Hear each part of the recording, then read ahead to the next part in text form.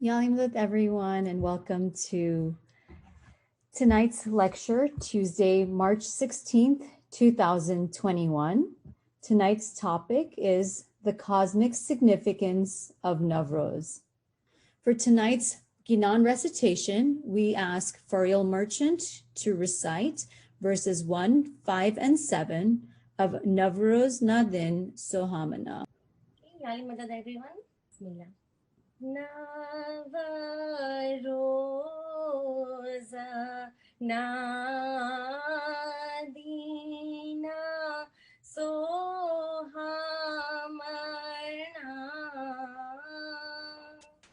Shri Harikayama Chikara Ramava Vanagaya Seva Kanamana Thaya Udasi Prana Hari Charani Raya Ejame Saheba Sathe Sahela Ki Ridha Sidha Pamiya Ekamana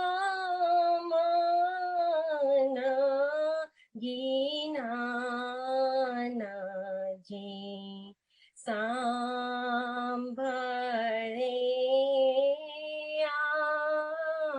Jivate Na Odharya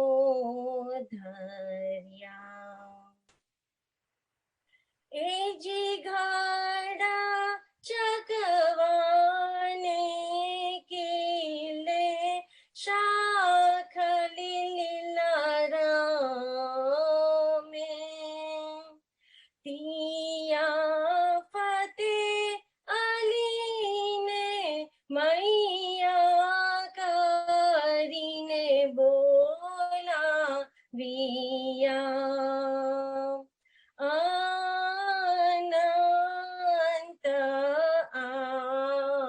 Asha Puri Hamari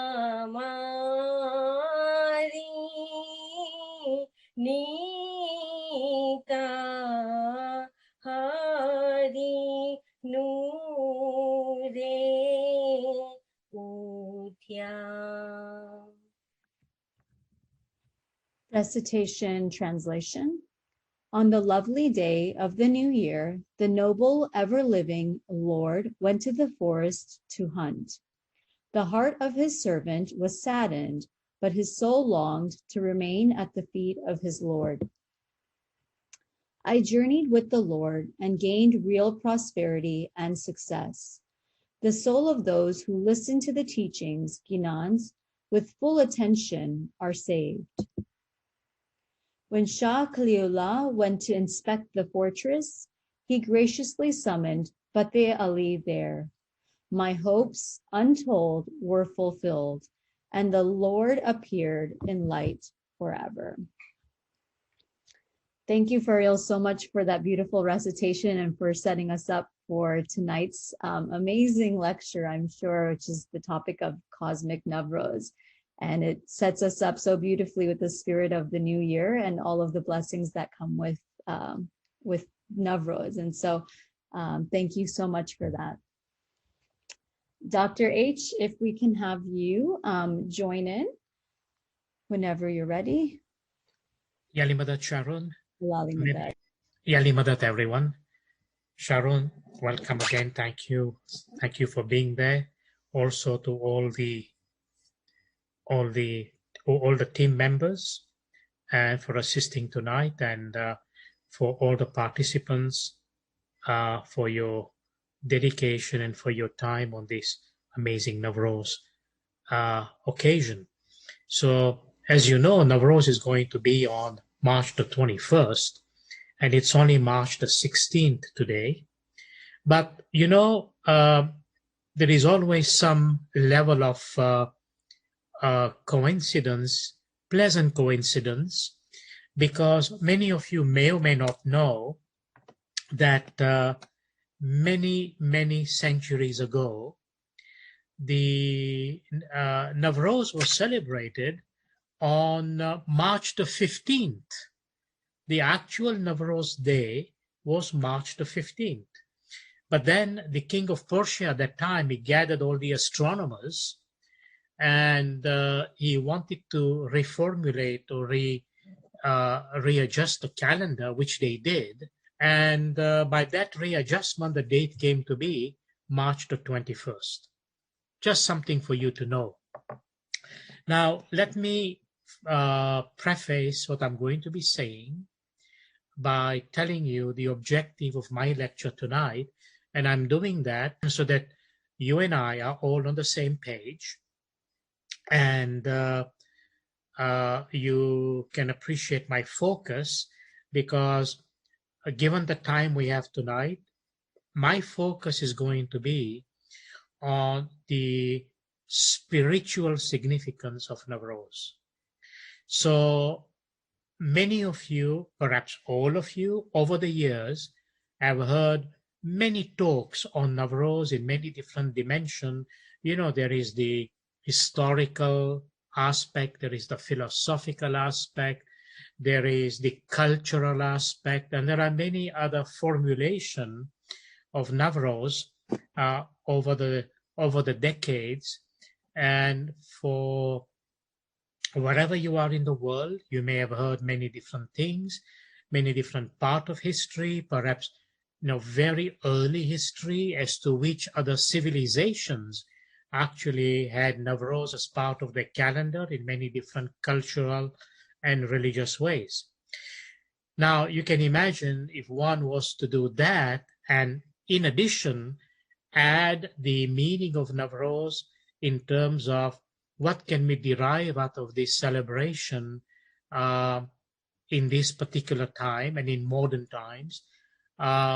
Even 3 sessions wouldn't be enough, because the history is so voluminous that it would consume the whole session by itself. So I said to myself, and based on the support I have from my team, they said it would be nice to speak about the spiritual aspect of Navroz, because it doesn't matter whether you look at 100 years back, 500 years back, 1,000 years back, or you look at 1,000 years into the future. The spiritual significance does not change. So I'd like to acknowledge Ferial for reciting the Ginan, and the verses she recited was very nice, right on the dot. And I want to give some observation as I begin this lecture. And let me tell you what I intend to do. I'm going to start by giving you some explanation about the Ginan, this very Ginan, Navroz Nadin Sohamra, which is the Ginan we customarily recite on the day of Navroz. However, I'm going to start with that by giving you some observation. Then we'll dip right into the meaning of Navroz and try to extrapolate the spirituality out of it, and try to understand what is this cosmic meaning that we say, because we need to align ourselves with the cosmic significance of this most important auspicious day.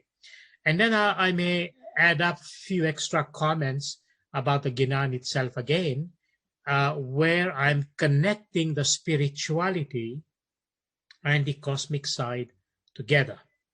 So this is roughly what I intend to do. And inshallah, I hope that it will be useful for us to have a deeper and more profound meaning of what Navroz signifies to us, and hopefully these messages will be instrumental for you, all of us, to make some resolution. After all, this is what people do, right? On the day of Navroz, on the day of the new year, people make resolution that I want to lose 50 pounds in weight. No, don't do that because you'll become a skeleton, okay? But you want to lose weight.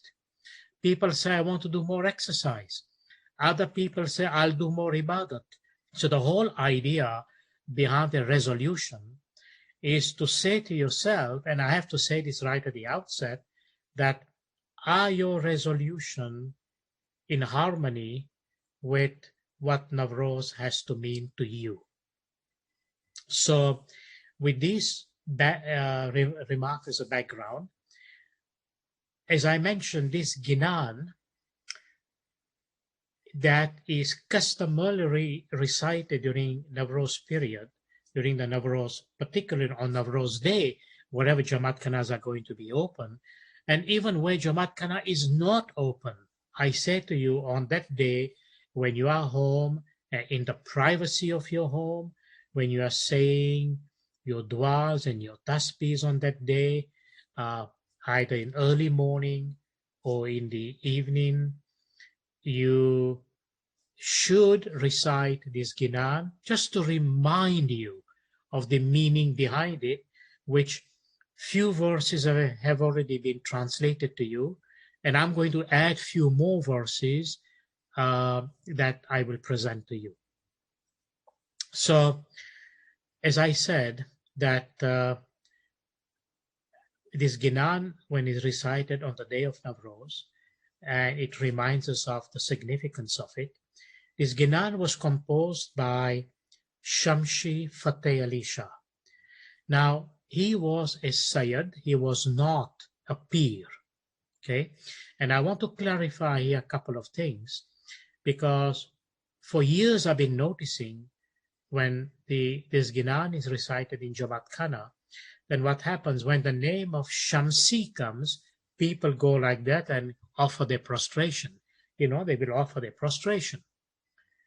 But I have to tell you that this is not the name of Holy Pir Shams sallallahu alaihi wasallam, because Pir Shams was a holy Pir during the imamat of Imam Qasim Shah sallallahu alaihi wasallam, and Sayyid Shamsi Fateh Ali Shah, this is his name.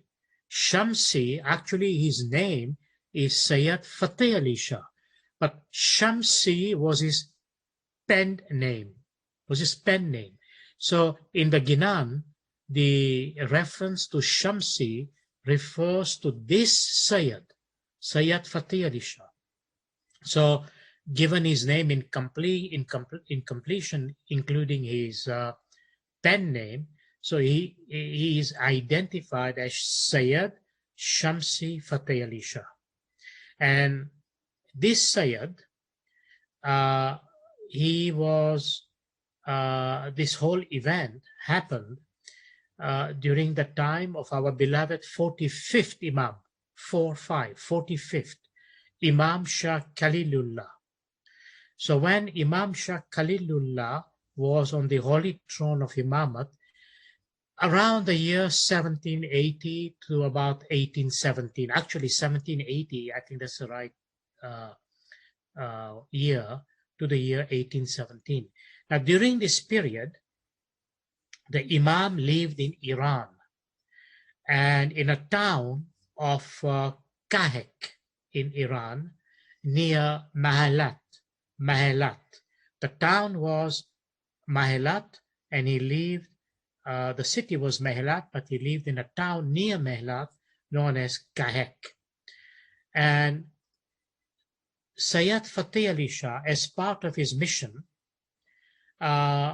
he lived in India, and he would travel frequently from India to Iran, and he would fulfill his duty as a vakil. So in those days, there were people appointed by the Holy Imam to travel and undertake certain work of the Jamaat and the mission, and they were known as the Wakils. And periodically, he would travel to Iran for the Didar of the Holy Imam and to pay homage to the Holy Imam on behalf of the Jamaats of India. So this is a little bit of the background, if you like. Now, in this amazing composition, normally, you know, we take ginans to be by what we say Putuna Pir, or those Pirs who have the Nur e Nabuwat in them.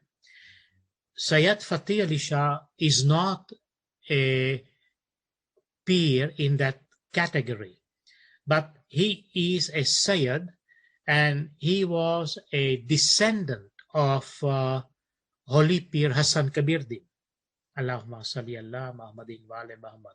So in that sense, he has the authenticity of the lineage from which the Pir came. So in this Kinan, Sayyid Shamsi Fateh Ali Shah, he relates his experience, first of all, of the Zahiri Didar that was granted to him by the Holy Imam, and the inner experience of spiritual enlightenment that he received.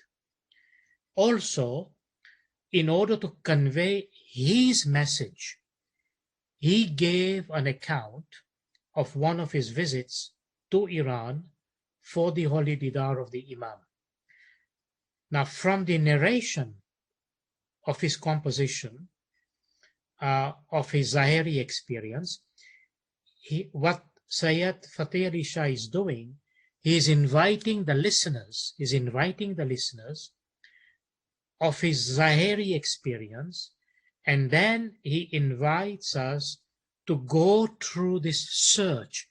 He invites us to undergo a search, an inner search, to gain this everlasting peace, barakat, and spiritual enlightenment in our individual lives. So I hope you are following me, because I'm kind of giving you a little concentrated summary, because I have a lot to say this evening about the spiritual part of it. So the Ginan begins with an account of a beautiful day of Navroz, and you've heard the meaning, the English meaning, read by Sharon earlier on. So I'm expanding on that, and plus some other verse that I will come to it.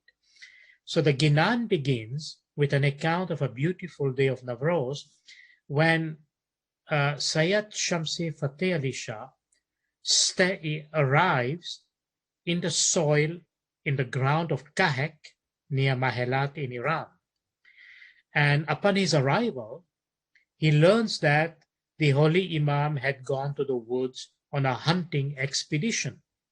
Now, having learned this, his heart sank, because he came with the expectation to meet the Holy Imam, but the Imam was not there. So what happened, that he became extremely disappointed, and a strong feeling of sadness engulfed his heart. The thought crossed his mind that after such a long journey from India to Iran, mostly on foot, he may not be fortunate. He may not be fortunate enough to receive the Didar of the Imam for which he came. Nonetheless, despite his disappointment, he makes an effort to go to the woods, to go to the forest, and search for the Imam in the woods. And by the grace of the Imam shows him the path, and he finds the Holy Imam. And the Imam receives him with utmost love and affection, and bestows grace and mercy upon him. Well, this experience, that was his Zahiri Didar. So Shamsi Fateh Ali Shah is making this event as a central theme of the Ginans, and he tells the believers and eventually the listeners to his composition to have a similar yearning. Now you can see here, and I hope you can connect the dots, because remember, I'm building my objective to describe the spiritual and the cosmic significance, right? So I hope you can connect the dots. You can see he arrived, he was disappointed, but he had such a strong yearning, desire. He really was not going to take no for an answer. And the Imam opened up his path. So what Sayyid Fateh Ali Shah tells the believers is to have a similar yearning for meeting the Imam in their hearts and undertaking a long journey for spiritual enlightenment. So remember, the physical journey he undertook is translating that into a spiritual journey in order to obtain spiritual enlightenment. So he also conveys the anguish of separation from the beloved Imam and the longing to be united with the Imam. So relating his experience of longing for the Imam, he inspires us in his composition. He inspires us to begin this journey, this spiritual journey, in order to find their inner reality. So what is he saying? If you want to find this inner reality, you have to be on that spiritual journey. But what he does, he also cautions us. He also cautions us, and what does he say? He says, if we do not find that enlightenment, if we do not find that light at the beginning of our personal search, what must we do? He says, we must not get disappointed. Just as when he arrived in Kahek, and initially he was disappointed, but then, as I said, his inner desire and yearning to meet the Imam was what drove him to the woods to look for the Imam, and that renewed his vigor to go and find the Imam physically to get the Zahiri Didar of the Imam. So he said we should continue the search, and one day, with the grace and blessing of the Imam, when that mercy descends, then you will be able to reach the proximity of the Nur of the Imam, and that will bring the spiritual enlightenment and worldly fulfillment in our lives. Now, at this point, let me tell you in no uncertain term, this fulfillment of achieving proximity to the Nur of the Holy Imam is the meaning of this spiritual Navroz, the spiritual New Year in a moment's life, in a true moment's life. So there is the cultural aspect and there is the celebration aspect of Navroz. And you know, in Iran, when Navroz arrives, for the people who know, it's celebrated for 2 weeks. And people for 2 weeks, they rejoice it, they celebrate it, you know, with all the meanings that goes behind it and so on.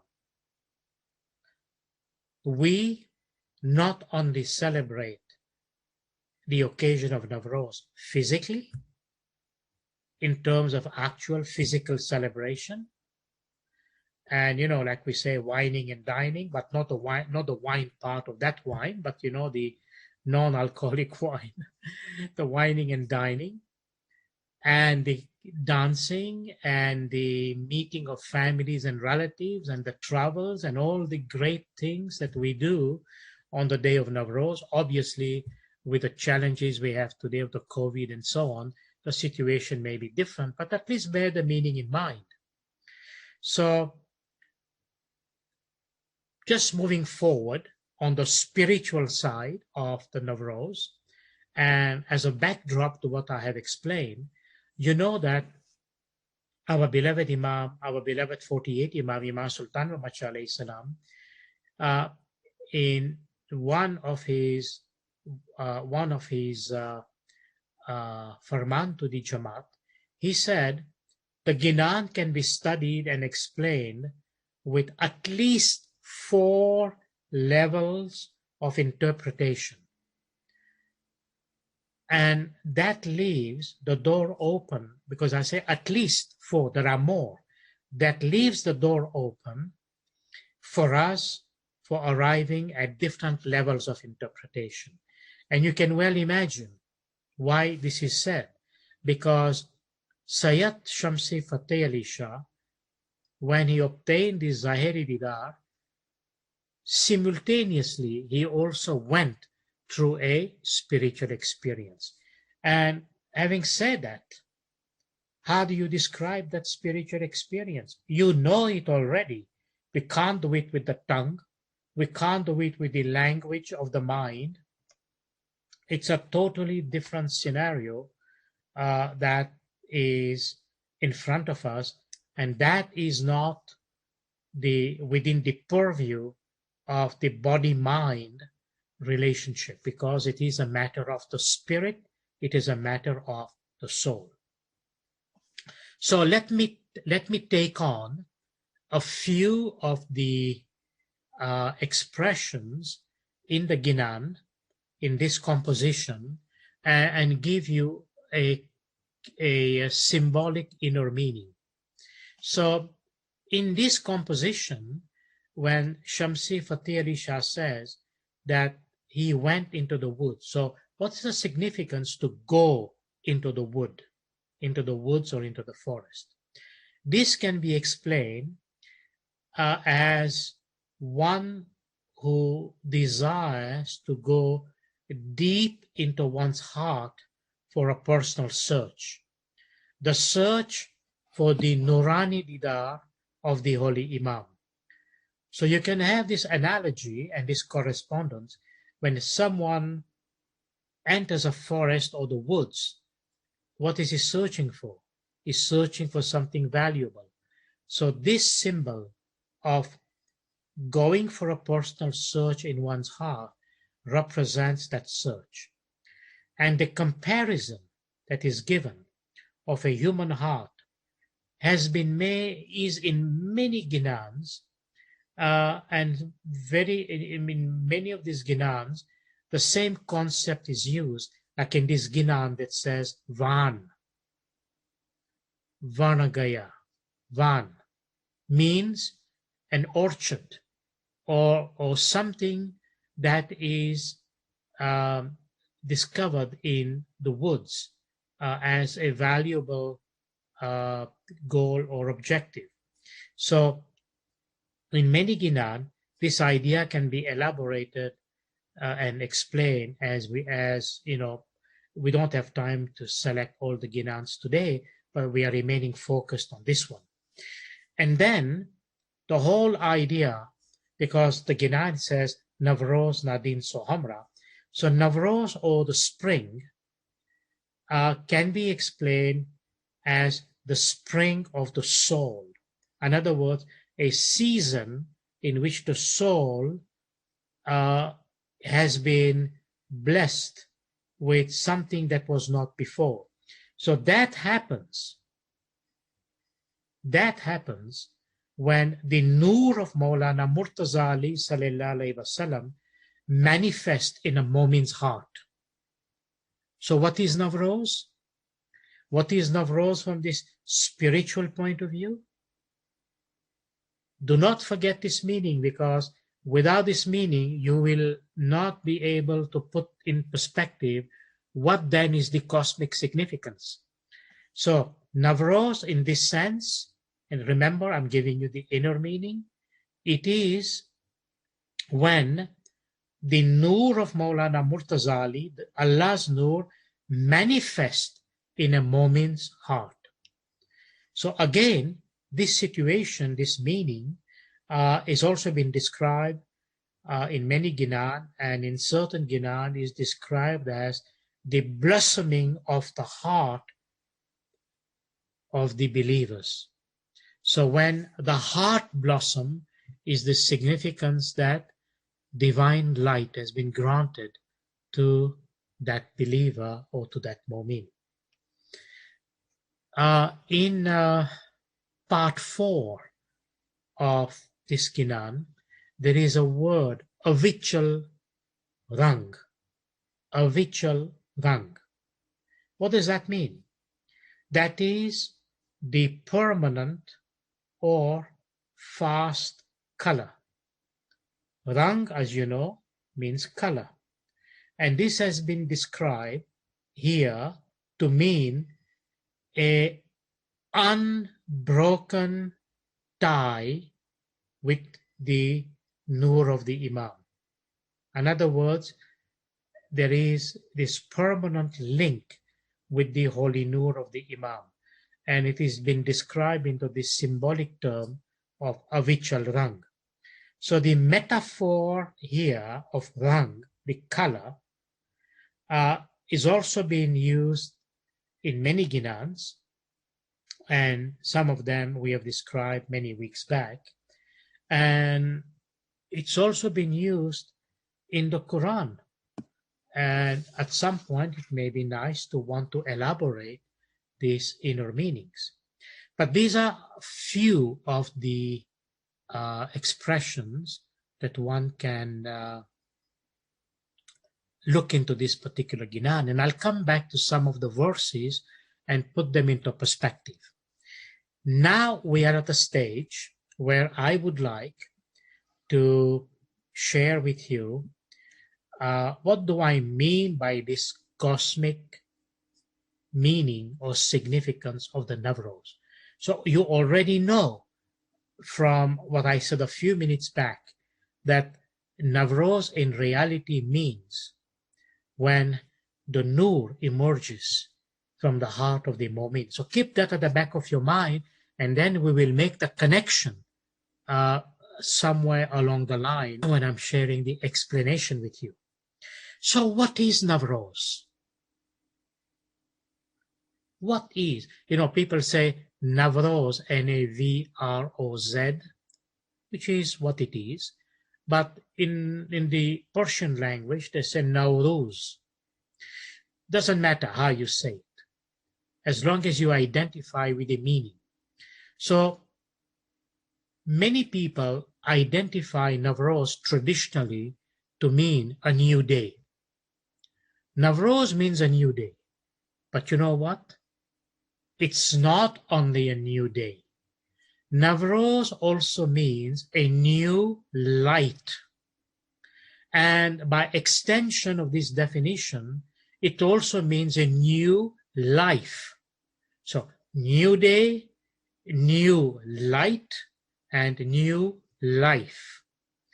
So from a cosmic point of view, celestially, what happens? Celestially, it is known as the vernal equinox. And vernal equinox is generally identified as spring. You say when the vernal equinox comes on March 21st, and you know there are 4 equinoxes, right? There is the spring equinox, and then March 21st, and then June 21st, and then September 21st, and then December 21st. That gives the segments of the season. But this is the vernal equinox after the winter time. And in this particular case, what happens on the day that is identified as March 21st, the sun. Now, this is an important analogy.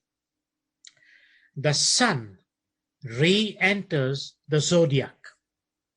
So it takes those 12 months of circle for the sun to come back and to re-enter the zodiac.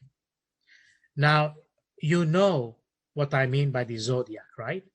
And many people are always very interested in understanding the notion of the zodiac because they trace out their birth into one of these months of the zodiac. You know, people talk about Aries and Taurus, and I'm born in Gemini and Cancer and Leo and Virgo and Sagittarius and Capricorn and Pisces and so on, right? So when people ask, when is your birthday? Or what is your star? And people name one of these.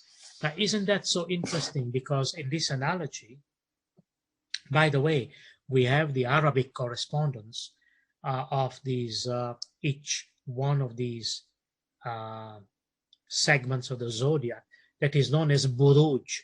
But I won't go into those technicalities because it won't make any difference. Just remember them the way that you do. The fact is this: the sun re-enters the zodiac, and in re-entering the zodiac, the sun re-energizes and reawakens the whole of nature that has been asleep in hibernation during the winter. So you can see, and again, all of you know this, that in winter, animals go to sleep, bears go to sleep, birds migrate to so many other places, animals behave somewhat differently, even humans. When winter comes, they make different type of preparation, but when spring comes, everybody seeks to want to be re-energized.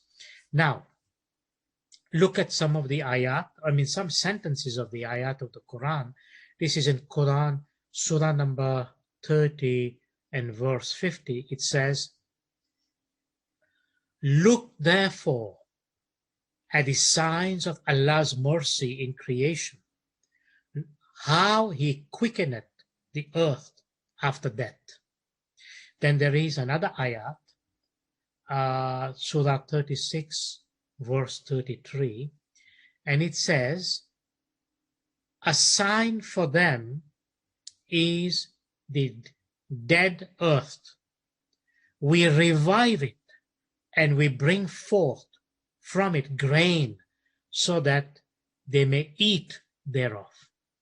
Do you see? Allah says in the Quran how He revives this earth at this time, and the earth then, by His command, delivers the grain for people to continue to sustain and survive. So let's look at this analogy that will give us the significance of this cosmic meaning. I haven't done with it, it's coming even more, but I just want you at this point to make connections. What is the sun?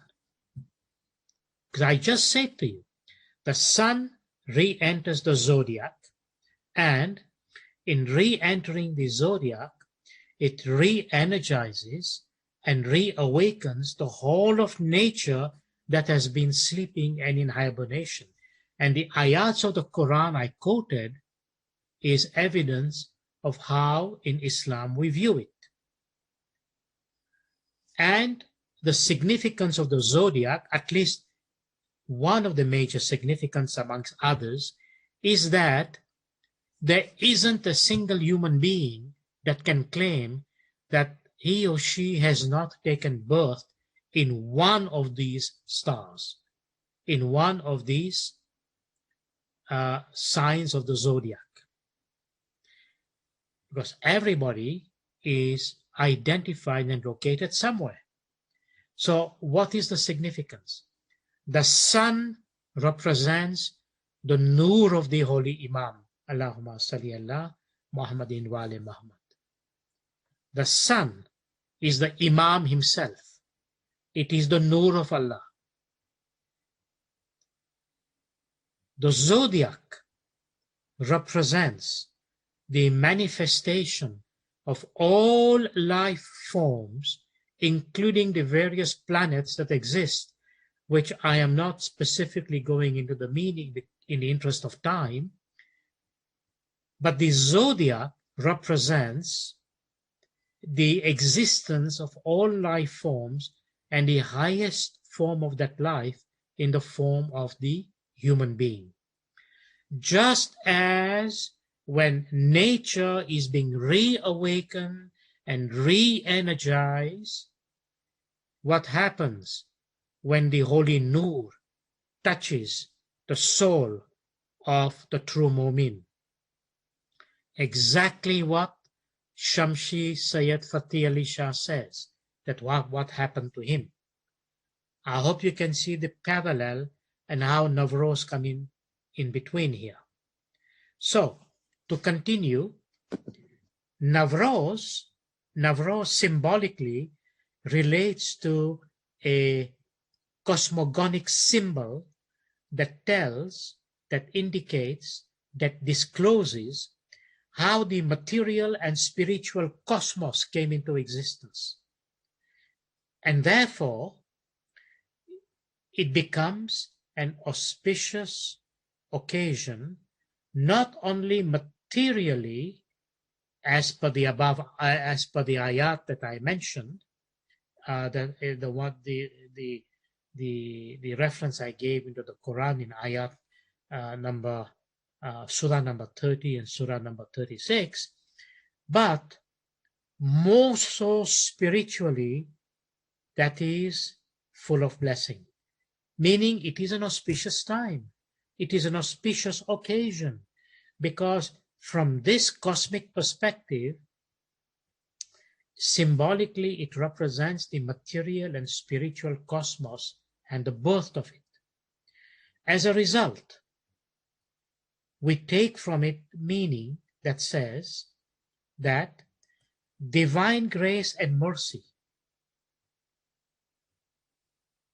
blossoms, flowers, inundates, radiates that very day.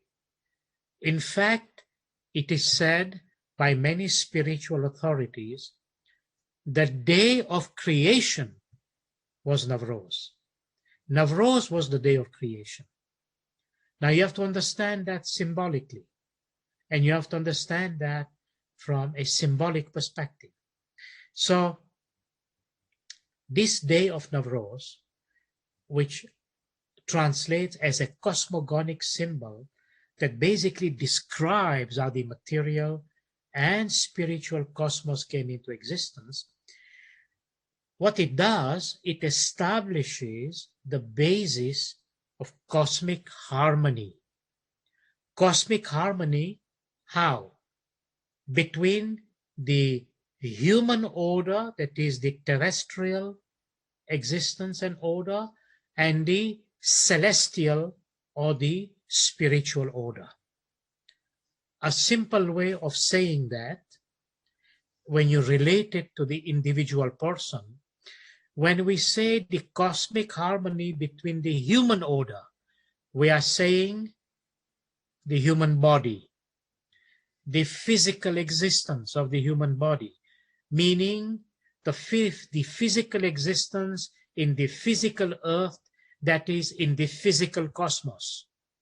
And when we say the cosmic harmony between the human body and the human order and the celestial order, which is the spiritual order, we are referring to the soul.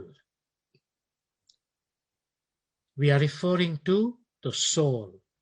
So this cosmic harmony is intended on the day of Navroz to realign things. Because remember, the sun enters the zodiac and re-energizes and reawakens. So everything comes back to line. everything is realigned. That's why it becomes a new day by virtue of the new light, by virtue of a new life. I hope you can follow the analogy in that sense. So in other words, the body-mind complex related to the spirit or the souls are realigned with creation. Now I'm coming with a deeper meaning. So don't just yet give up. Just try to understand this, because we want the day of Navroz, by virtue of its meaning, when we say it is a new day. So is it only a new day every March 21st?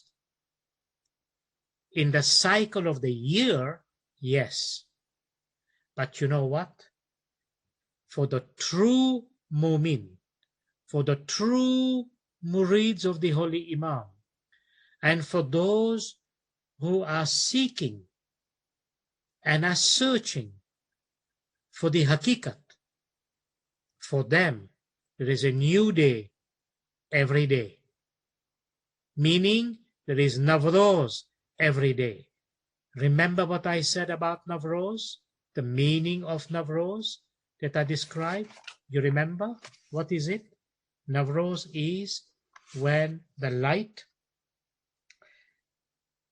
of the Murid blossoms with the Nur of Maulana Murtaza Ali alayhi salam.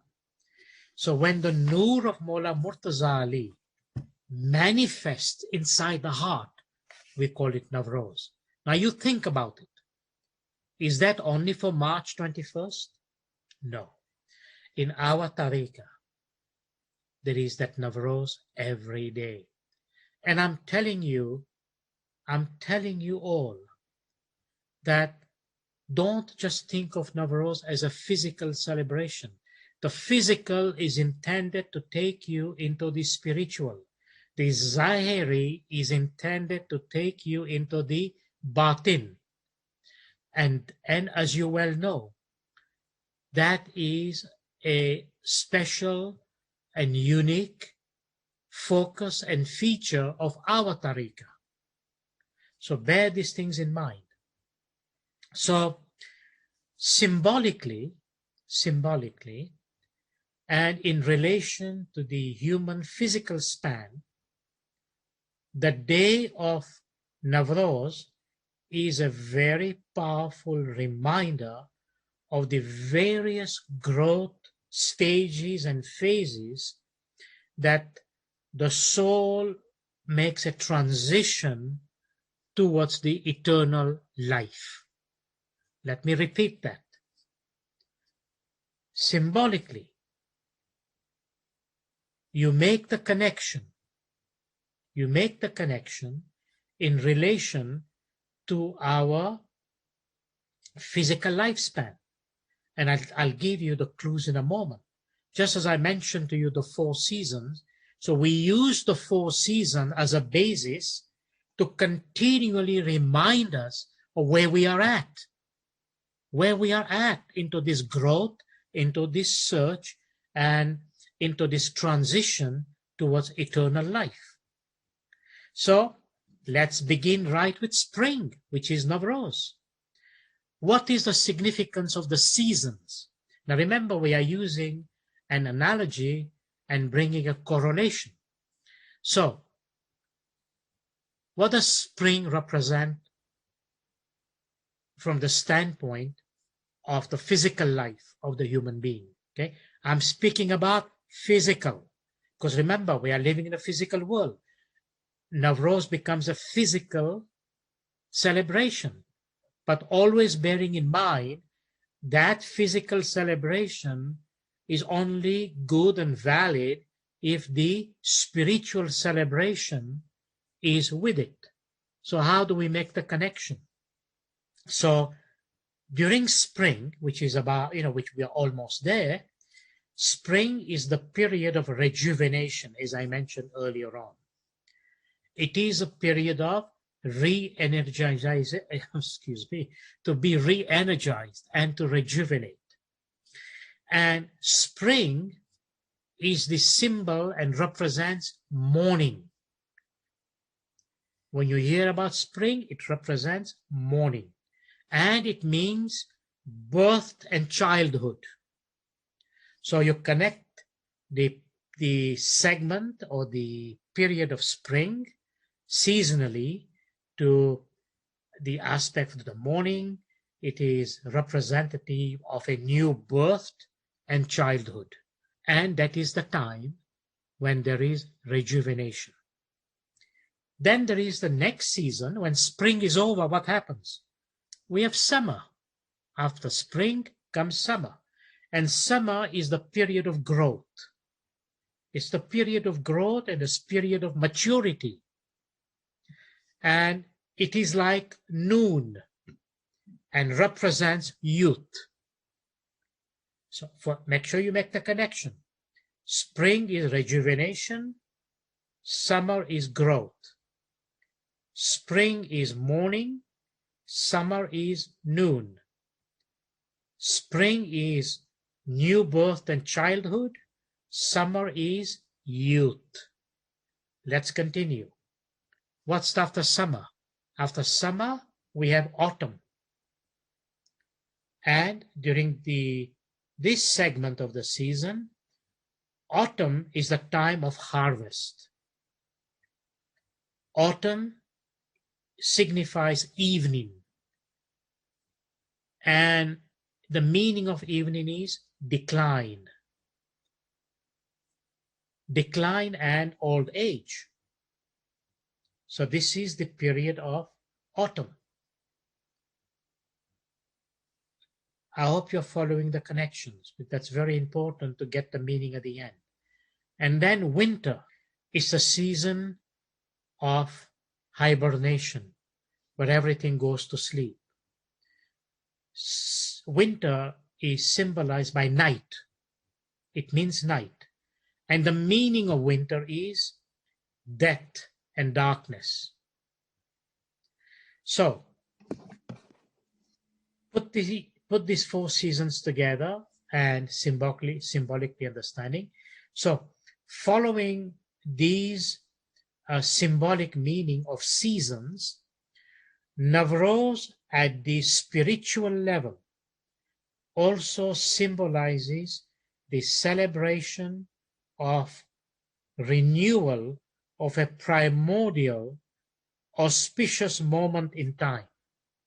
I know these are big words, but it's necessary for me to say it to make sure I remain watertight with my definition, but I'll explain as we go along. Navroz, as I said, is a celebration of what? What are we celebrating? We are celebrating a renewal. And I've explained that already. When the sun re-enters the zodiac, it reawakens and re-energizes the whole of nature. So we are celebrating that. And this celebration is linked to a primordial and auspicious moment in time. Why? Because as you saw the ayat of the Quran, it is Allah who gives this meaning and this explanation that it is His Nur that makes this manifestation possible, that is renewed at every spring moment. So then what happens? It is also, to continue the symbolic and the cosmic meaning, it is also resurrection. Resurrection of what? It is resurrection that is the continuity of life and its triumph over death. Do you see? Winter is not the end. Death is not the end. But there is resurrection. You know, for those who seek a simpler word than resurrection, resurrection means that when something has been dead, it comes back alive again. Just like when winter puts everything to sleep in a way that is a death, and in spring everything reawakens. So in the same way, there is resurrection, that is the continuity of life and its triumph over death. So whether in nature, which we know for sure because we live in the physical nature, or whether it is in a human being, this resurrection is an aspect of this cosmic and spiritual meaning of what Navroz spiritually represents to us. So in this context, on this auspicious day of Navroz, the believers, the faithful, the murids of the Holy Imam, what happens? What happens on that day? In fact, what's supposed to happen, in addition to eating biryani, drinking sharbat, and enjoying that particular day of Navroz with all these beautiful and amazing festivities, which is so nice to be part of it. In addition to that physical, the believer accesses, they arrive into a state, into a condition, into a realization of a state of ritual rebirth and purity. So I'm proposing to you, by virtue of this symbolic meaning, the spiritual meaning here, that on the day of Navroz, don't just make that a physical celebration. Make it a spiritual celebration also. Because, you know what? I'm pretty sure you know what I'm about to say. The physical celebration will end on that day, the next day. If you happen to be in countries where they celebrate it for 2 weeks, it will end in 2 weeks. And then what? And you will say, wow, that was a great time to celebrate Navroz. And now back to the grind. That is not Navroz, not in our tariqah. That is not what Mola Bapa says to us. Mola Bapa says, make it Navroz every day. So I hope if you're following my trend of thoughts and you're making this connection, the meaning of Navroz is when you enter the state of ritual rebirth that leads to this purity, this inner celebration that comes from the heart will remain. It won't disappear like the physical celebration. So that is something that is really, really important and very significant in the context of understanding the cosmic significance of Navroz. Now, I can come back to this point, and I will, but let me just continue for a moment, because we need to go a little further into the deeper meaning of this cosmos, right? So, what happens on the day of that celebration? We are given something very special that comes from the Holy Imam, and Mola Bapa sends roji to us, right? And this roji that we receive comprises of a few ingredients. So let me explain, and then we will look at something a bit more in detail. But I am explaining that to you because you know that traditionally, there are many things that are included in other countries when Navroz comes. And I don't have time to go into all the ingredients and details, but I will seek to give you just the meaning of the things that we experience on that day in our tariqah. Okay? So first and foremost, the most important thing is we are blessed with roji from the Imam. Okay? And I'll come back to the meaning in a second. But bear in mind that in Persian, the word rozi, or we say rizq, means food and sustenance. Did you see the ayat of the Quran I quoted, in which Allah says that he brings back the dead earth alive, and the earth gives grain so that it may provide sustenance. This is the sustenance Mola Bapa gives us. I want you to connect it with that ayat. There are many other ayats of the Quran, but it says in this ayat that, look therefore at the sign of Allah's mercy in creation. Lo, he quickeneth the earth after her death. A sign for them is the dead earth.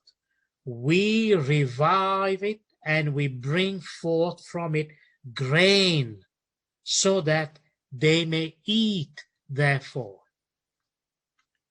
Now, this is what Allah says in the Quran. Now you tell me, who will bring this grain from the earth so that we may eat thereof? Did you go into the earth and pick up those grains? Did anybody else go to pick up those grains? No. No. Please understand the spiritual meaning. When Mola Bapa gives us this rizq, this roji, which means sustenance, which means food, it is this grain. This roji is that grain. So Mola Bapa, out of his grace, out of his mercy, out of his love, out of his compassion, when he gives us the blessing of that roji and we receive it, you know what I mean? When we go for our practice, we receive it. And when we receive that roji, it is a guarantee from the Holy Imam that you will not be without your roji or your rizq, meaning your sustenance. Do you see where sustenance comes from? It is the power of this roji. I'll come back to it slightly in a few minutes, but let me just finish the ingredients. So, traditionally, when we get this roji, like I said, in different places, with the roji, different things are added. For example, well, to begin with, there is the wheat, which is the roji. Then there is the rock sugar that we get. And there is dry fruits. There are cloves and cardamom, raisins, nuts and mint. All of these have meaning in the things that we are given on that auspicious cosmic moment. Remember that, right? Now, generally speaking, though that may be the case, but in our tradition, in our tariqah, when we receive this divine gift, which is blessed rozi, because it is coming from the Imam, and in its simplest form, we have wheat, rock sugar, and dry fruit. Generally speaking, there may be other things, but this is the three ingredients that are there. Now, what do they mean? What is the significance of that? Wheat symbolizes strength and abundant food. So that very grains of wheat, which we call roji, which is blessed by the Holy Imam, symbolizes strength, takat, and abundant food. So a mu'min and murid of the Imam never is despondent of that. Secondly, rock sugar. What does rock sugar signifies? Now, sometimes there may not be rock sugar. There may be something sweet added there. Sometimes I've seen Smarties, well, whatever it may be, but there is something sweet. So these sweet symbolizes love, affection, and harmony in life. Do you see the meaning? Harmony. When we consume that, Meaning must be in our brain, in our mind. Why are you consuming that gift? Why are you consuming that barakat? Why are you consuming that judo? Because it symbolizes love, it symbolizes affection, and symbolizes harmony in life. And let me be very clear. This isn't your made up harmony. This isn't your made up love and affection. You know which love and affection and harmony we are talking about?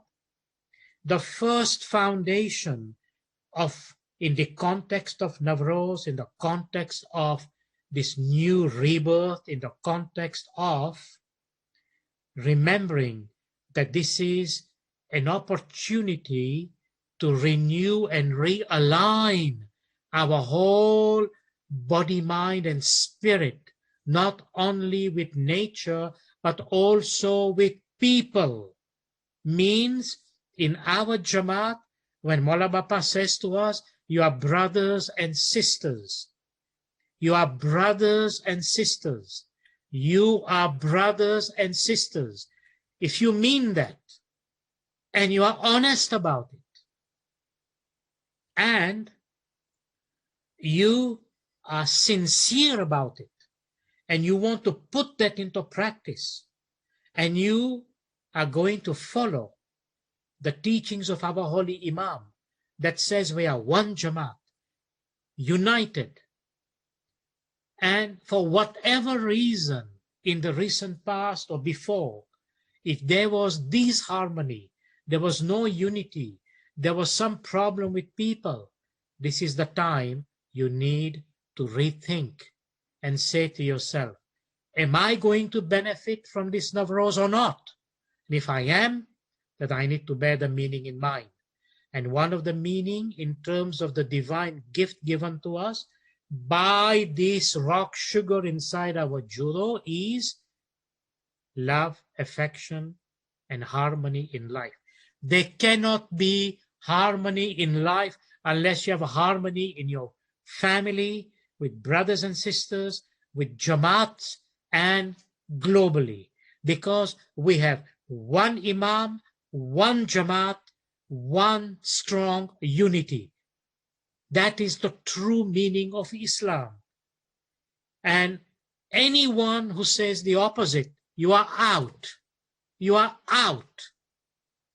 Don't consider yourself in, because you cannot act against the wish and will of the Imam. You have to put your ego aside.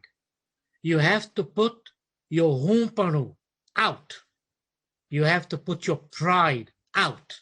And you have to say, Mawla, I submit to your mercy and to your grace, and I will promote and I will embrace this love, affection, and harmony in life, beginning with all my spiritual brothers and sisters and in my family. And let me tell you why in a minute.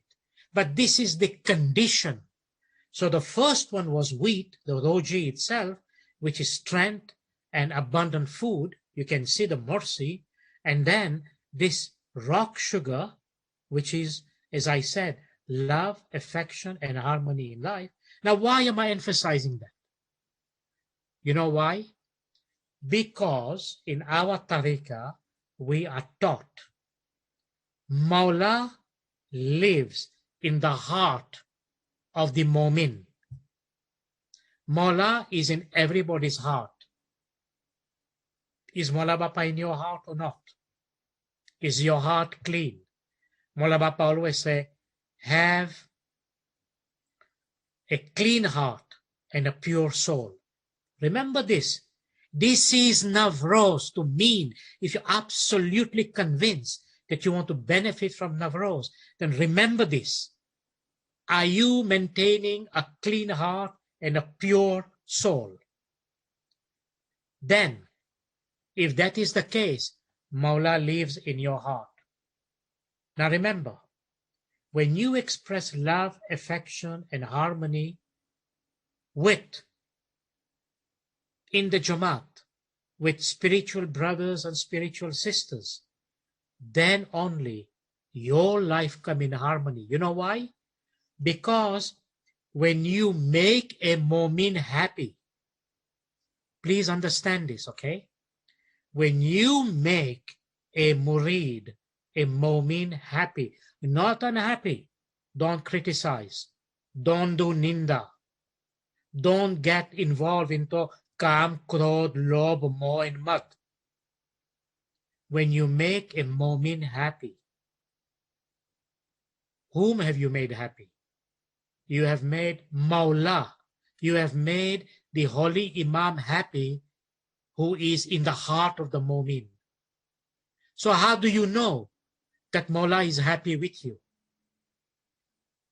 Only when you are convinced, out of sincerity, out of honesty, out of sacrifice, love, and devotion, that you are making, will continue to make a mu'min happy. And you make a mu'min happy by ensuring there is this brotherhood and sisterhood which the Imam says that is his wish. Then you make Imam happy. Then what happens? What happens when the Imam is happy? Shall I tell you? But before that, let me just define something for you. Let me define something for you. You've seen what I've said. And by the way, it's not that I have said. I am simply transmitting to you what our beloved Imams has taught us about this particular principle of love, affection, and harmony in life. When you make the Imam happy, the gates, the barakat of 7 heavens comes to you. Write it down where you can read every day, that you will never forget. When you make the Imam happy, the gates of 7 heaven, the gates of barakat are made open to you. And the way to make Imam happy is that you make a promise. You will not speak ill of any murid. It's not our job to judge and speak ill of any murid. Our job is to follow the farman, hidayat, and guidance of the Holy Imam, where he says, it's not for you to judge. Leave that aside. But make a mu'min happy. Embrace happiness, embrace love, embrace affection. Why? Keep in mind, keep in your enlightened brain that this is the wish of my Imam. And if you make Mawla happy, and as I told you, the way to make Imam happy is to make sure you make a mu'min happy, a murid happy. And when that murid is happy, Imam is happy.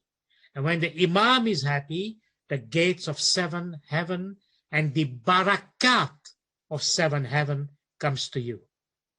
This is the meaning of this part of the roji that we get. What we say, this succor, this sweet, this rock sugar. In addition, the last ingredient that we receive as part of our divine gift in Navroz is dry fruit. Dry fruit symbolically represents beneficent energy in all aspects of life. Beneficent meaning energy that will benefit you in all aspects of your life. And you know there are various types of dry fruit, right? There is apricot, there may be dried mango, there may be prunes, there may be other dry fruit. But dry fruit symbolizes beneficent energy in all aspects of life. Now, do you see when we receive this divine gift. Now, where Jamaat Khanas are open, Alhamdulillah, Jamaat Khana people will receive this gift. Where Jamaat Khanas are not open, we hope and pray that perhaps later, if it is possible, then we may receive it. But for the time that we understand that what this is, we must never lose sight of the meaning.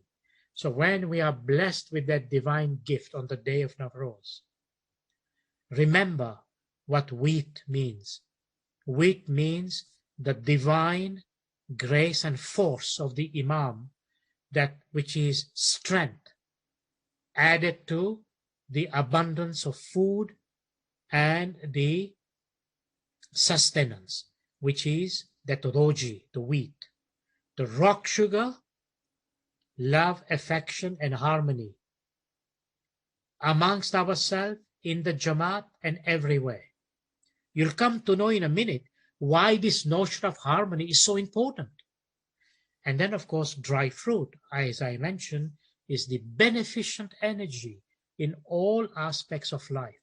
Do you see how amazing Navroz can be if you remember its spiritual meaning? Well, I wanted at this stage to basically come back to these other parts of the Ginan. I may not, depending on the time, so I really need to complete this part of explaining the cosmic significance. And this cosmic significance is so incredible on the day of Navroz that we absolutely need to be in harmony with it. So how are we going to be in harmony?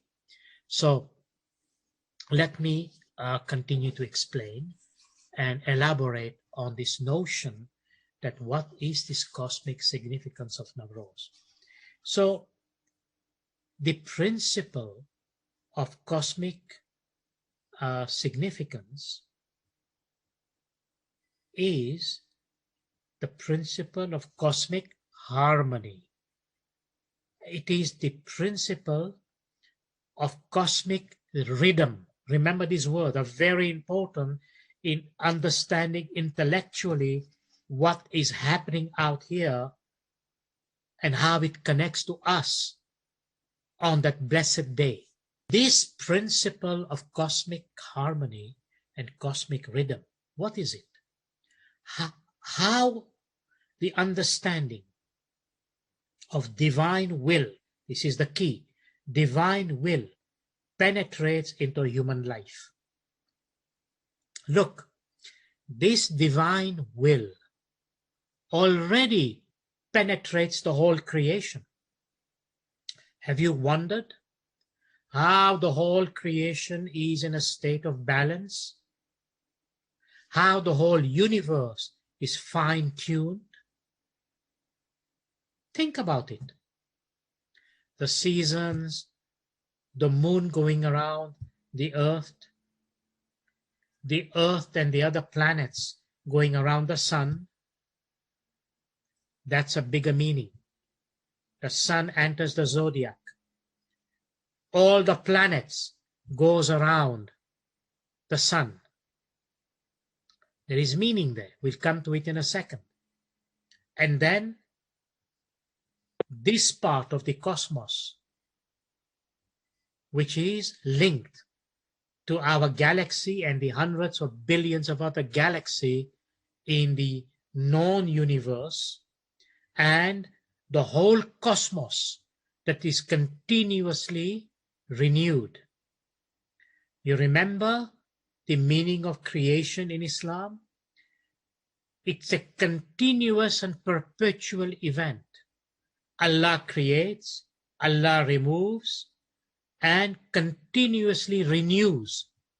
Is not the meaning of Navroz this renewal? Indeed it is. So, the principle of cosmic rhythm and cosmic harmony is how the divine will penetrates, how the divine will enters into the human life. Well, one way to understand is this.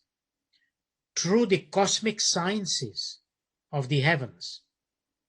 I underline the cosmic sciences of the heaven, and from the sacred science of the cosmos. Major events. I'm giving you an example. And this was the way in which traditionally the calculations were made by mystics and those who were enlightened by these cosmic sciences of the heaven and from the sacred sciences of the cosmos, and they had knowledge about it. So major events in the life of the individual and society and country and the king, and in the individual life, like the propitious and auspicious day. I didn't say suspicious, I said auspicious day of marriage, of a coronation of a king, or initiation into a sacred path. All of these were guided by the cosmic sciences or the sacred science of the cosmos. And all of that was the basis of understanding this cosmic harmony. So what happens? What happens when we say cosmic harmony, cosmic rhythm? All of these were made to conform to auspicious cosmic moments, so that, and this is the key to understand, events and objects below, meaning here on earth, remember the earthly aspect and the celestial aspect. So events here below were made to conform to the celestial archetype, if you like, and the human being living in accordance with cosmic harmony. Now, you might perhaps at this stage say to yourself, oh my God, how can I be in cosmic harmony? How can I be in this cosmic rhythm? Now, you know, those people who are not in cosmic harmony and they are not in cosmic rhythm, they experience a lot of resistance and difficulty in health, in their mental health, in their spiritual health, because you are not in harmony. Let me give you a simple example. If you are driving a vehicle, hopefully a vehicle with 4 wheels, even maybe 3-wheeler, doesn't matter. But let's say you're driving a car, it has 4 wheels. Now what happens? If 2 wheels are wobbling, will it fulfill the purpose of the car? How is your ride going to be? It's going to be a very wobbly ride. And if you are driving a car with tires that are punctured, how is that your driving going to be? At some point, when you're driving a car with a punctured tires, your car will come to a stop. You won't be able to drive it anymore. So you have one force that's pushing you or pulling you to the direction. The other one is pulling you into the opposite direction. There is no harmony. There is no rhythm. You are not with the rhythm of what it's supposed to be. So what must you do? What does our tariqah says? And the response to this question is actually the hub. It's the essence of understanding that spiritual experience that Shamshi Sayyid Fatih Ali Shah received, and he sought to convey that into the Ginan that was recited by Ferial, and the meaning that was given by Sharon, the meaning that she read. So what is the essence? The essence to obtain cosmic harmony and to be in cosmic rhythm is to be with the one who is actually giving, making, doing the cosmic rhythm and providing the cosmic harmony. And who is that? Look at what Holy Pir Shams sallallahu alayhi wasallam says. He says, I'm just reading you the translation of this most wonderful, wonderful, wonderful disclosure of the Holy Pirs. What does the Holy Pir teach us? The Ginan is Haktu Paktu. You are the eternal truth, and you are the holiest of divine being. To you belongs the dominion of the heavens and the earth. Most gracious also are you, O Ali, you and none else but you. Are you listening?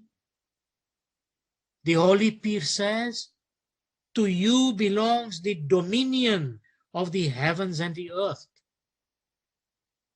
Do you see cosmic harmony? Move even further.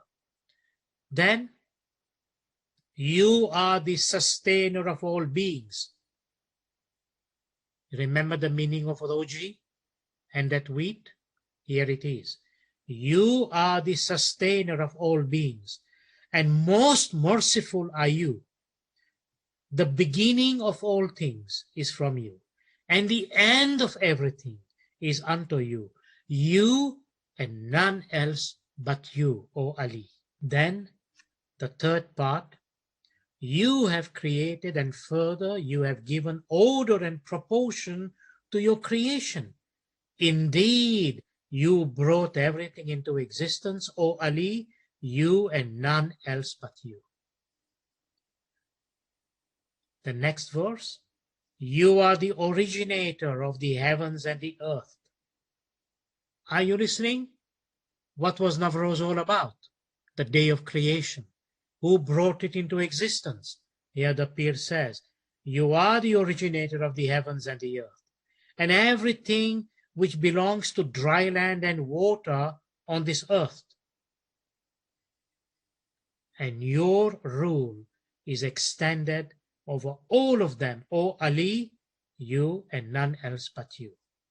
And the last verse, under the grace of your companionship, Pir Shams has proclaimed that I have also submitted my whole self before you, O Ali, you and none else but you.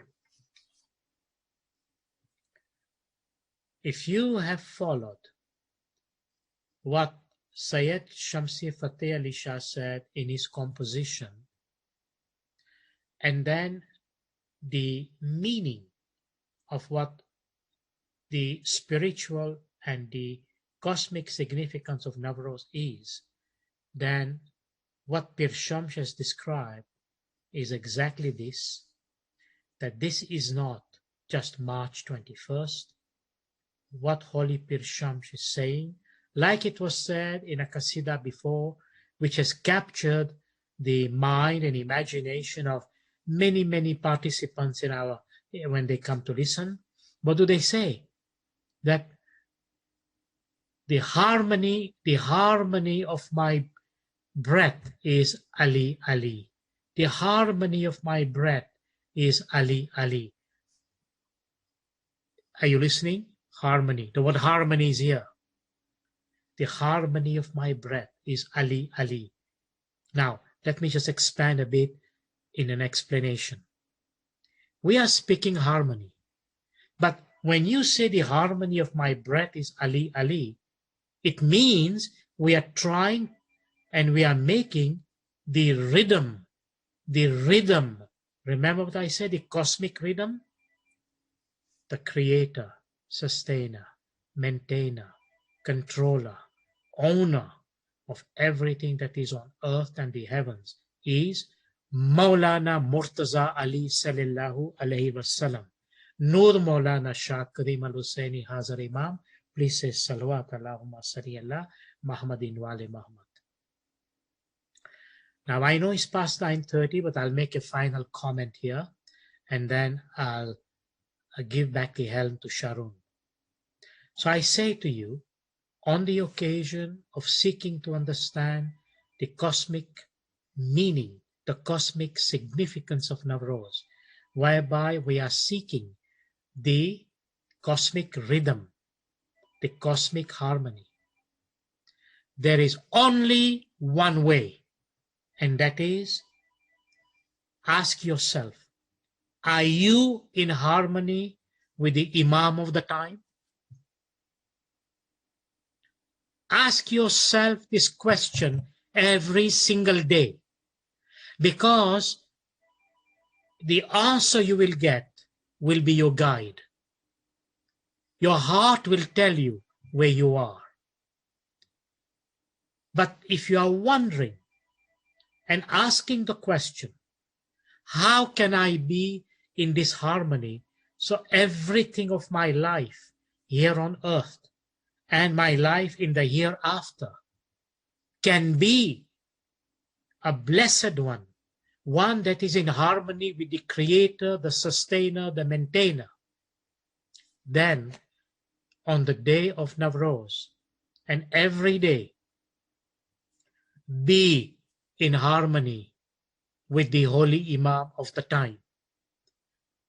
And as our holy peers and the Imams have taught us, there is no higher form of ibadat or worship than continuously, without breaking, remembering the name of the holy Imam of the time. Please say Salawat Allahumma Salli ala Muhammadin wa ali Muhammad. Because when you remember the name of Mawla, Mawla Bapa's divine will and force enters our life. And that brings us this cosmic harmony. It brings us this cosmic rhythm. Then everything moves according to the divine will. But you have to achieve that. You have to search for it in the right way under the guidance of the Imam. Don't go running here and there. There's nothing out there. This is it. Why? Because this is the Nur. Remember the Ginan? What Shamshi Sayyid Fatih Ali Shah says? Remember the meaning of Navroz? It is when the Nur of Mullah Murtaza Ali blossoms and manifests into the believer's heart. And if it is a matter of the heart, it is a matter of love, matter of affection, matter of feelings. Are you yearning for Mawla? Are you yearning in your ibadat? Are you continuously, constantly remembering the name of Mawla? If you are, you can be sure 100% Mawla will bless you with harmony, with cosmic rhythm, so that you and nature, by Mawla's grace, and the creation out there, you will find a new meaning of existence, which is what Navroz is intended to give. And do not forget, in our tariqah, that renewal and that meaning is renewed every day. Renewed every day, because we have a living Imam who is with us every day. Now, there is one aspect of it that I wanted to leave till the end, which is important because without which there is nothing. Remember the meaning of the sun that re-enters the zodiac and re-energizes and rejuvenates the zodiac? For that sun, remember what I said? The sun was the Nur, the Imam himself. And just as the sun re-enters the zodiac, the sun is also the center where all these planets move. And all these planets and satellites up there, and I mean the actual celestial satellites, not the man-made satellites. All these celestial bodies are in harmony with the sun, meaning with the Nur. You can see how they are, right? They all go around the sun. It's not like suddenly Mars or Pluto says, you know what, I'm going to take a different orbit. No, they are all around the sun, meaning the sun becomes the basis of that harmony and that rhythm. Now, for that divine force to exist inside the human being and inside the human existence, you know what? Without the sound, that is not going to happen. When the meaning of Navroz says new light, that light comes when there is the sound. Meaning, what does that mean? It means the light will be attracted to you if the principle of Mali Vajbat and the sound is maintained. Because I have explained in the past, and I'm repeating in a very summary form, the sound is the basis of cosmic balance and cosmic harmony. And I have explained that in one of my previous lectures. Because of the sound, the whole creation is in a stable, harmonious, and divinely rhythmic position. Now the human being also is being tested, as Allah says in the Quran, by making sure that you are submitting this dasan, which will enable you to align yourself by Imam's grace and mercy with the whole cosmos. If this principle of dasan is not there, well, I'm sorry to say, forget it. Because without that understanding, read the fifth part of the dua, and I've explained that many times. When that amanat is not submitted, then everything goes in a different and wrong direction. And wherever it goes, it's not going to give you any fullness or success of it. Remember, if you want to be successful, you have to be in harmony. Do not think the principle of dasan is because he, the divine and the creator and Mawla, needs it. No, you are doing it for yourself. You are doing it for yourself, not him. It is we, in the scheme of creation, brought the idea and sense that for us to remain under this divine guidance of harmony and rhythm, that we will agree to fulfill this covenant that came from the pre-cosmic times. So, I don't want to belabor the point. Everybody knows that. It is a fundamental principle in every single religion in the face of this planet. It is a fundamental principle. Every single prophet who came into this earth, who brought it to human being. So we need not be surprised, and we need not create any meaning above and beyond that, because that is indeed the foundation. And once we are strong, honest, sincere in our dasan, then you will see our prayers, our ibadah, our tasbihs, our love, our devotion will flower. Like spring is intended to do that. Everything begins to flower, all the pretty colors, all the gardens begins to bloom. That is dasan. Mawla bless you all on this when you will celebrate dasan, but in advance, I wish you all Navroz Mubarak. May Navroz bring you infinite barakat by the mercy and grace of Hazrat Imam.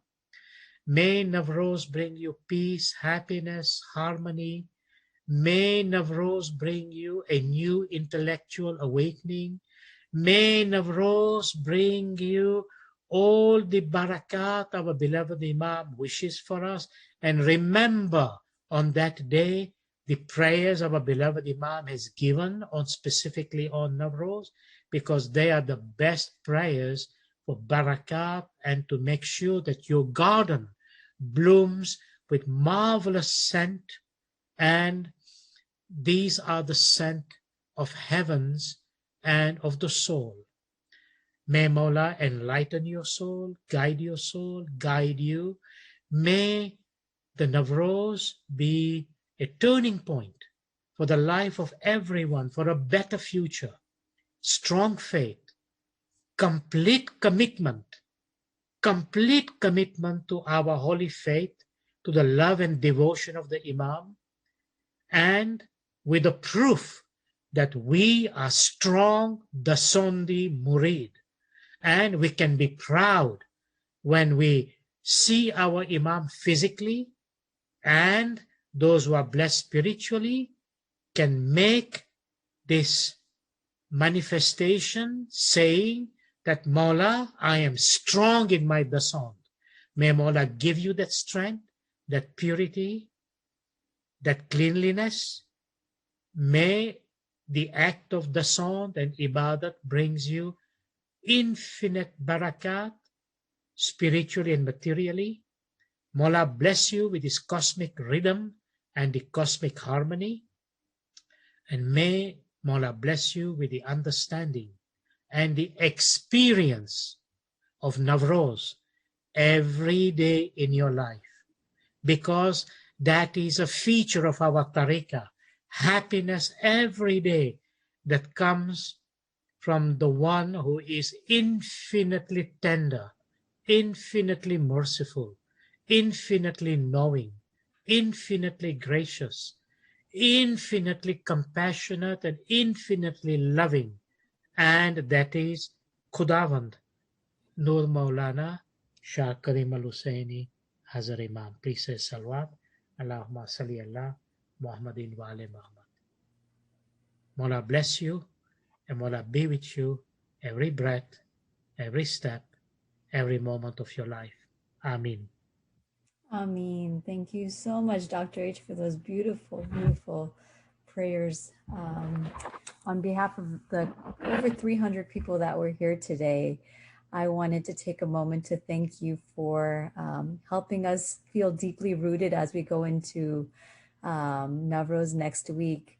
One quick just phrase that, summarizes what I feel like today was where you said new day, new light, and new life.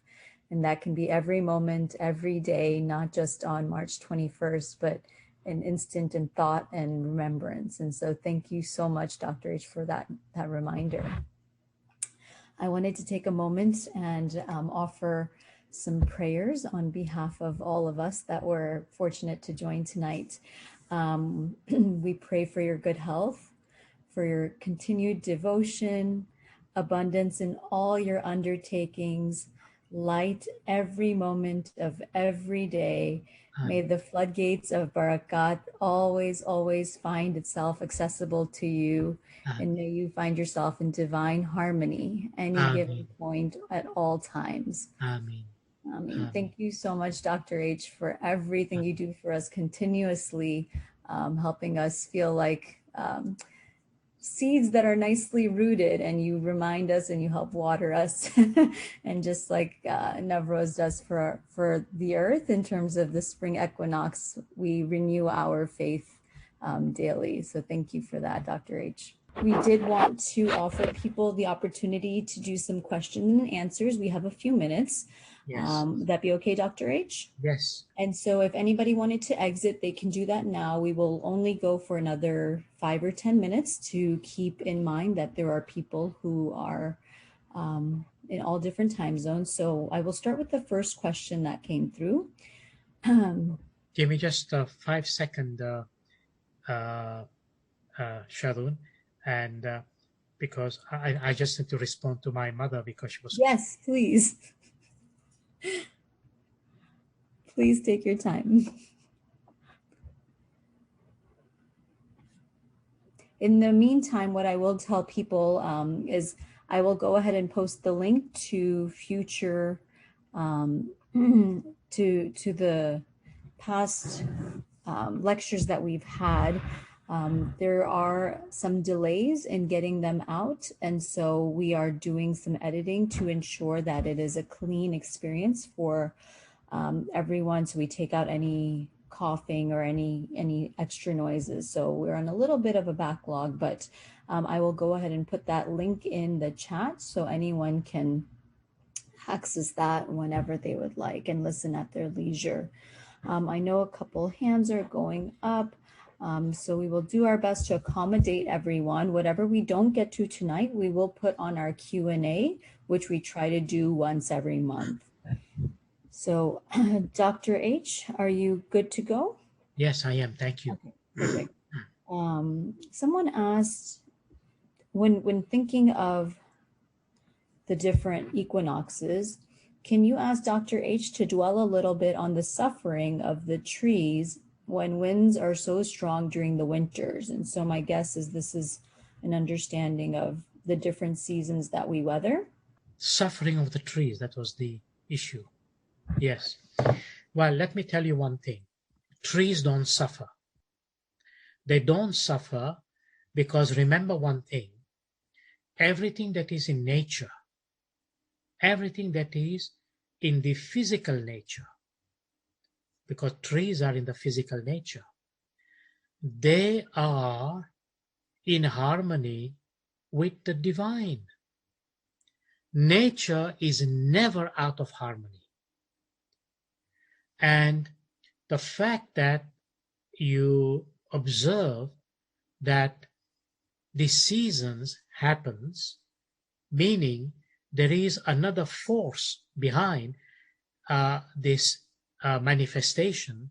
Remember, it's not a human being who says, let it be winter, let it be spring, let it be summer. No, we actually wait for it. In the same way, all of this season, remember the Ginan that I just read by Pir Shams? Everything is in the divine hand. Trees don't suffer. What happens? Trees play their role in nature. And you know, when a wind comes to the trees, including the cold season, remember, trees don't have, quote unquote, a consciousness like we have. They don't have that consciousness. There is a different form, which one day I shall speak about. But the fact is this, the whole of nature is in the divine hand. As it says in the Quran, you are talking about trees? How about this? Not even one leaf falls without his knowledge, his grace, his wish, his desire. So under whose control is that tree? Under the control of Allah's Nur. It is under the control of Mawla. The Ginan says, the dominion of the earth and the heaven is in your hands. Mawla never allows suffering into nature. Whatever nature does, our perception may be different. We think in our terms that, the tree may be suffering. No. Rather, like Imam Sultan Muhammad Shah alayhi salam says, be one with nature. When you take a walk, when you see the sunrise and the sunsets, when you see all these phenomena, they are phenomena of nature. And sometimes we are so blind, or we take it for granted, we don't realize this is all under divine harmony and divine control. And we come to realize these realities when sometimes people wake us up. And I can tell you, as far as for me personally, I have to tell you this because I'm mentioning that. Had it not been for Nusri, who many times tells me, let's go and see the sunset or the sunrise, and she's just too crazy about the sunsets and sunrise. It was a wake-up call to see that, oh my God, this is what a powerful reminder. And of course, it is in our Ginan, it is in the Quran, it is in Hadith, and we realize that, goodness me, a simple phenomena that we take for granted. When you see this beautiful sunrise in the early morning, and when you see the sunset, it's phenomenal. It is a message. It is something of a divine rhythm and harmony. So trees don't suffer. And there is so much research about trees that one day I'll speak about it because we need to learn about this nature. Thank you for that reminder that nature is in perfect harmony, and we are part of that. We have 3 people with raised hands, and I have a question that came through, so we're going to do our best to squeeze in whatever we can. If we can't, please just send us your questions at drhquestions@yahoo.com. So Dr. H, on a pragmatic / logistical level, what do we do with the actual rosy that we get with grains? Is there something that you recommend people to do? Well, normally the roji is cooked, and in majority of cases, people make this dish called kichro, and they cook the roji with it, and it becomes a very tasty dish. And kichro, which is made of this wheat, is a very much within an Islamic food. I say Islamic in a sense that known by many Muslim, and in many places, in various masjids and places, kichro is served every Friday. But given the meaning that we have, the roji is cooked and it is consumed very delicately, lovingly, sincerely, and not one bit is wasted because it is Maula Bapa's gift to us. Thank you for that. I will go ahead and ask Layla Pirani to unmute yourself, and if we can keep the question as brief as possible. Layla? Dr. Hassan? Yes. I am so happy to hear you. Thank you. I'd like to ask you a personal question. Please. For your religious education, who was the best inspiration for you in Kinshasa? I think you lived in Kinshasa. It must be at a young age. Yes. There were, when we lived in Kinshasa, at least where I kind of grew up, we had many people from in the Jamaat who offered themselves to become our teachers in our RA classes. And many of them were blessed with beautiful voices like we heard today from Ferial. And many of them were blessed to be able to explain to us things in the Ginan. And we had, it was a blessing to see that people who were in the Jamaat had knowledge that they had brought forth from their own forefathers and learning. And so there were, a number of people like these. But as the years went by and I took deeper interest into especially the understanding, trying to understand the inner essence of our faith, first and foremost was one of the Waisin who's now passed away, and his name was Amir Ali Gilani, and he was, may Mola bless his soul with eternal peace, and he was a traveling Waisin from Kenya, and he went to many different places, and at one point he ended up in Kinshasa. And at that time I was visiting back home from England where I was in school, and he once came to He came for dinner at home, and this is what missionaries in the past really did. Amazing thing.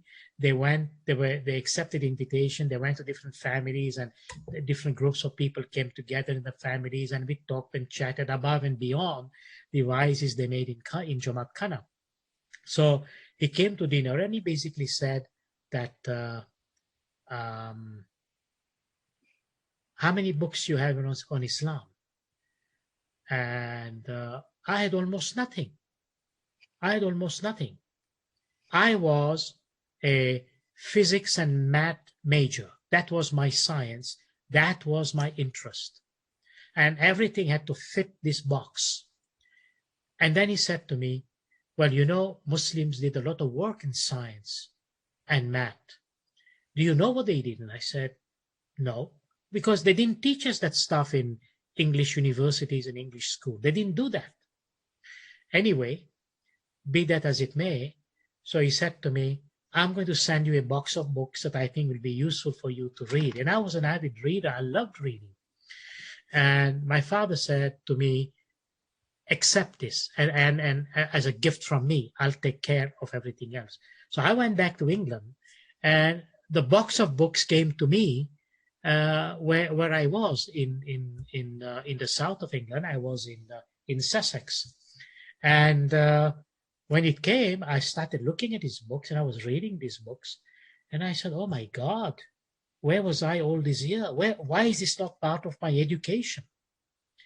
So this was one example. And then, of course, as I probed deeper into the subject, I came across many missionaries, people like missionary Chunada, who visited England many times.